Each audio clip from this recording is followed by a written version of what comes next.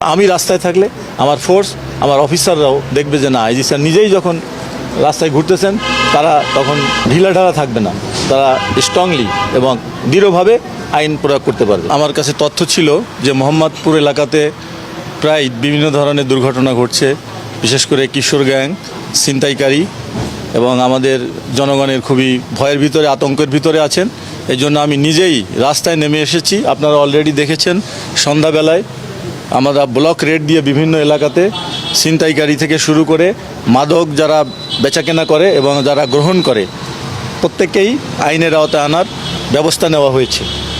আমি স্টুডেন্ট লাইফে আমার মনে আছে একবার মোহাম্মদপুরে ঢাকা বিশ্ববিদ্যালয় থেকে আমার এক আত্মীয়ের বাসায় আসতেছিলাম। এই জেনেভা ক্যাম্পের পাশেই আমি ছিনতাইকারী কবলে পড়ি। এটা সেই 1986 সালের কথা। তো আমি জানি একটা অপরাধপ্রবণ এলাকা, আর এখন তো এই এলাকায় বিভিন্ন নিম্ন আয়ের লোকজন বসবাস করে। ভাঙাড়ি ব্যবসায়ী থেকে শুরু করে অবৈধ ব্যবসার সাথে জড়িত। আমাদের ফুটপাত দখল হয়ে গেছে, ফুটপাতের পরে এখন রাস্তাও দখল হয়ে গেছে। আমাদের জনগণের অফিসগামী হোক, বাজারে যাওয়ার লোক হোক, স্কুলগামী ছাত্রছাত্রীরাও সুষ্ঠু সুন্দরভাবে সে রাস্তা থেকে চলাচল করতে পারছে না।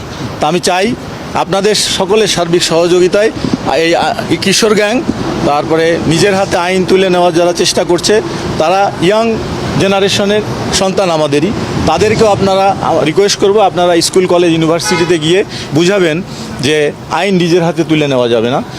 যে প্রচলিত আইন আমাদের আছে, সে আইন নিজের হাতে তুলে না নিয়ে আইনের কাঠামোর ভিতরে থেকে আমরা আমাদের প্রতিবাদ করতে পারি, তাহলে আমাদের দেশের উন্নয়ন, অগ্রগতি এবং আইন শৃঙ্খলার উন্নয়ন হবে। আর আইন শৃঙ্খলা যদি ঠিক না থাকে তাহলে কিন্তু আমাদের অর্থনৈতিক উন্নয়ন হবে না, বিনিয়োগ আসবে না।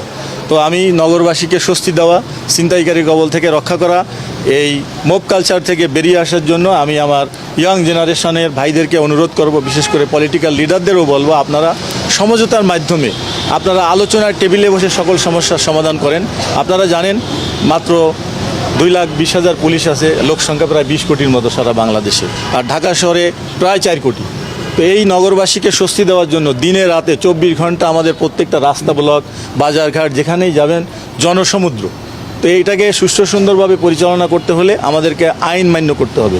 আমি নিজেই দেখেন রাতের বেলা মানুষ ছিনতাই কবলে পড়ে, আমাদের ট্রাক ছিনতাই হয়, কাভার্ড ভ্যান ছিনতাই, এক্সপোর্ট ইম্পোর্টের ডিস্টার্ব হয়।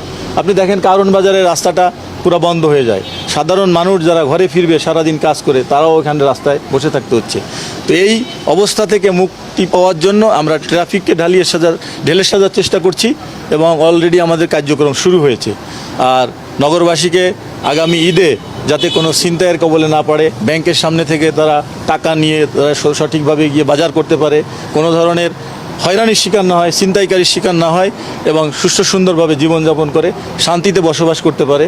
এই জন্য আমি আজকে রাতের বেলায় এখন থেকে আমি মাঝে মাঝে আসবো, কারণ আমি রাস্তায় থাকলে আমার ফোর্স, আমার অফিসাররাও দেখবে যে না, আইজি স্যার নিজেই যখন রাস্তায় ঘুরতেছেন তারা তখন ঢিলাঢালা থাকবে না, তারা স্ট্রংলি এবং দৃঢ়ভাবে আইন প্রয়োগ করতে পারবে। সব কিছুই নিয়ন্ত্রণ করা সম্ভব, এমন কোনো সমস্যা নাই যে সমাধান করা যায় না।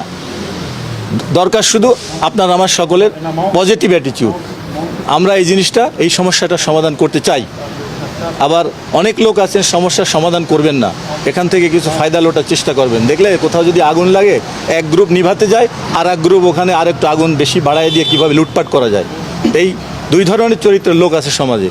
তো আমরা সেই ভালো লোকগুলোকে প্যাট্রোনাইজ করব, খারাপ লোকগুলোকে আমরা আইনের আয়ত্তে আনবো এবং আবার আমরা মানবাধিকারও লঙ্ঘন করব না। আমরা আমাদের প্রচলিত আইন ব্যবস্থায় যতটুকু শক্তি প্রয়োগ করে এই ক্রিমিনালকে দমন করা দরকার আমরা সেইভাবে করব। এই ব্যাপারে আপনারা সহযোগিতা করবেন এবং পজিটিভলি পুলিশকে সহযোগিতা করার জন্য আমি অনুরোধ জানাই। এবং মাদকের স্পটগুলো আমরা, প্রধানমন্ত্রীর 1 নম্বর অ্যাসাইনমেন্ট হচ্ছে সমাজে কোনো মাদক থাকবে না, কারণ আমাদের পুরো জেনারেশন নষ্ট হয়ে যাচ্ছে। আমি দেখেছি প্রিন্সিপাল বাবা হাত ভাঙা, কী ব্যাপার, আমার সন্তানকে আমি মাদকের টাকা দিই নেই বলে আমার হাত ভেঙে দিয়েছে, এগুলো আমরা জানি।